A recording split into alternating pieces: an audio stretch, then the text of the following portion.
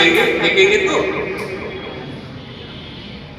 तो कचरा भी न करें, गंदगी भी न करें, सूखे कचरे को सूखे में एकत्रित करें एलन में और गीले कचरे को गीले में, ताकि उसका पुनर्चक्रण हो सके, पुनः उपयोग हो सके। और सादा जीवन उच्च विचार से भी पर्यावरण संरक्षित होता है। हमारे महापुरुषों ने सादा जीवन उच्च विचार रख करके जो है बहुत बड़ा परिवर्तन लाया है और इको फ्रेंडली बन के जीवन जिया है, और आज उन्हीं का नाम अमर है। कैसे? जैसे आपसे पूछा जाए पिछले 10 धनियों का नाम बताइए, ये टाटा बिरला अंबानी जो प्रेजेंट में है, इनका छोड़ के पिछले 10 धनियों का नाम बता दीजिए। कोई बता नहीं पाएगा। 10 धनी पुराने वही कुबेर याद है, या तो किसी को याद हो पिछले 10 धनियों का नाम बताएं तो वर्तमान में चल रहे हैं, कोई नहीं बता पाएगा। लेकिन अगर बच्चों से पूछा जाए पिछले 10 महापुरुषों का नाम बता दीजिए तो सब बता देंगे। तो महापुरुषों ने अपने जीवन में क्या अपनाया? सादा जीवन उच्च विचार ही तो अपनाया। जैसे स्वामी विवेकानंद हुए, सुभाष चंद्र बोस हुए, ये सब क्या भोग विलास नहीं, ये तो पैदल चलते। या आप देखते होंगे जैसे जापान वगैरह में 100 साल के वृद्ध जो है साइकिल चलाते हैं। क्यों? क्योंकि वो थोड़ा श्रम करते हैं, चलते हैं, फिरते हैं। आज मैं देखता हूँ सब लोग थोड़ा भी दूर जाना हो तो बिना बाइक पे नहीं जाते। तो तमाम आदतों में जो है गलत आदत पड़ गया है। तो शारीरिक एक्सरसाइज के लिए ये भी जरूरी है। हमारा औसत आयु 70 से नीचे है। हमारा औसत आयु हमारे देश का 70 से नीचे हो गया है। क्यों हो गया है? ये पर्यावरण प्रदूषण के ही नाते 70 से ऊपर जा नहीं पाते।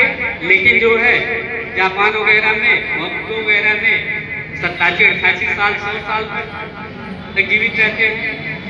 अभी जो है 1 लाख से ऊपर लोग मिले जापान में 100 साल से ऊपर।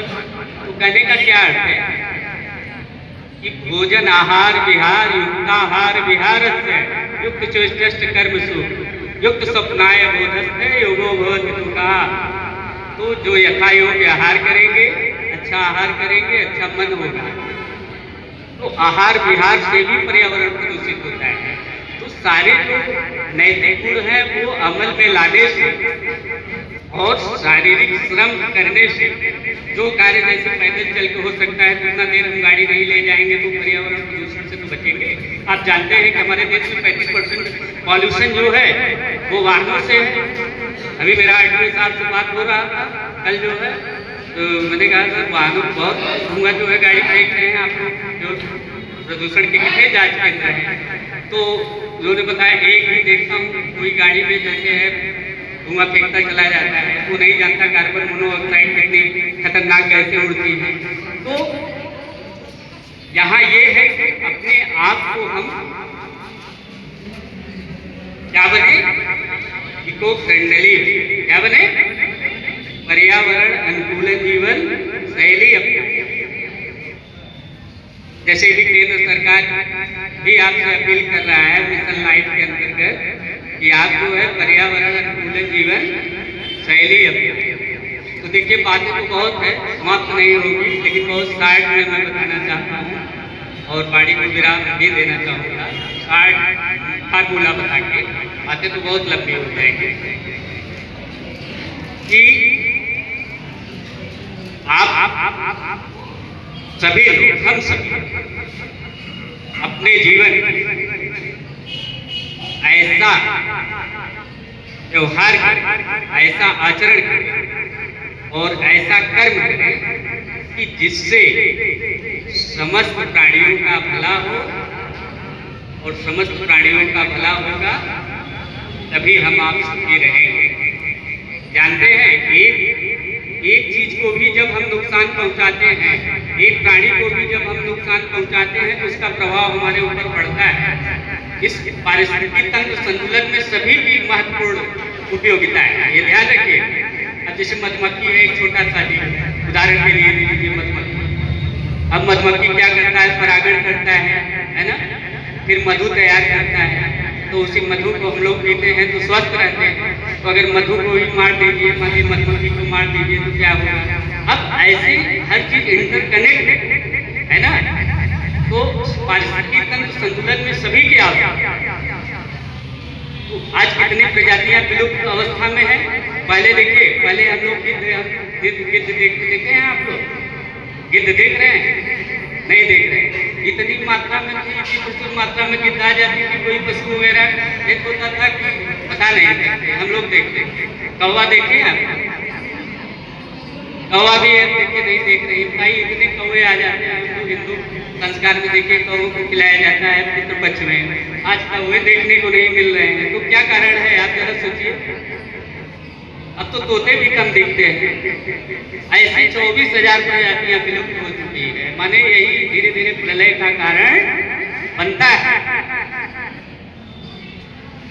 तो अगर हम अपने को जीवित रखना चाह रहे हैं, अपने को दीर्घायु बनाना चाह रहे हैं और प्राणियों का भला चाह रहे हैं, तो हमें पर्यावरण प्रेमी बनना होगा। अधिक से अधिक वृक्ष लगाएं, प्लास्टिक का उपयोग कम करें। उसके लिए करना क्या है? प्लास्टिक का उपयोग कम करें, थैले में जाए, कपड़े के थैले में जाए सबके लिए, है ना। ऐसे अपने दैनिक जीवन में आदत डालें और भगवान से प्रार्थना करें कि हमसे भूल न हो। आइए, आप लोग प्रार्थना में वंदना में गाते भी होंगे स्कूल में, वही 2 लाइन मुझे ध्यान में आ रहा है, सुना दे रहा है। उसी के साथ अपनी वाणी को विराम दे रहा है। इतनी शक्ति हमें देना दाता, आप लोग बोलिए, इतनी शक्ति हमें देना दाता, मन का विश्वास कमजोर होना, हम चले नेक रास्ते पे हमसे भूल कर भी कोई भूल होना। इतनी शक्ति हमें देना दाता। सुबह सुबह यही प्रार्थना करिए मालिक से, अपने ईश्वर से, अपने अपने इष्ट से। इतनी शक्ति हमें देना दाता, मन का विश्वास कमजोर होना, हम चले नेक रास्ते पे हमसे भूल कर भी कोई भूल होना। पूरी ज्ञान के हो अंधेरे, तू हमें ज्ञान की रोशनी दे, हर बुराई से बच के रहे हम, जितना भी हो भली जिंदगी दे। वैर होना किसी का किसी से, वैर होना किसी का किसी से, ये जीवन बन जाए मधुबन। इतनी शक्ति हमें देना दाता, मन का विश्वास कमजोर होना, हमने सोचे हमें क्या मिला है। हम अक्सर सोचते हैं अरे हमें क्या मिला है, बड़ा अभाव है। क्या नहीं मिला है, आपको सब कुछ मिला है। यहाँ तक कि आपको मनुष्य शरीर मिला हुआ है। अब इसके बड़ा क्या है? आप सोचिए, अब कितने नाना प्रकार के प्राणी हैं, सर्प है, बिच्छू है, गोजर है, कितने प्रकार के प्राणी। आप सौभाग्यशाली हैं। हम न सोचे हमें क्या मिला है, हम ये सोचे किया क्या है। अरे बड़े फूल खुशियों के बाटे सभी को, ये जीवन ही बन जाए मधुबन। अपनी करुणा की धारा बहा के, अपनी करुणा का धारा बहा के, कर दे तू पवित्र सब कुछ यहाँ पर। इतनी शक्ति हमें देना दाता, मन का विश्वास कमजोर होना, हम चले नेक रास्ते पे हमसे भूल कर भी कभी भूल हो ना। भूल नहीं करेंगे तो जीवन में कष्ट नहीं आएगा, और आप सुखी रहेंगे, आपके साथ समस्त प्राणी सुखी रहेंगे। तो इन्हीं शुभकामनाओं के साथ मैं अपने वाणी को विराम देता हूँ। जय हिंद, जय भारत, जय भारत।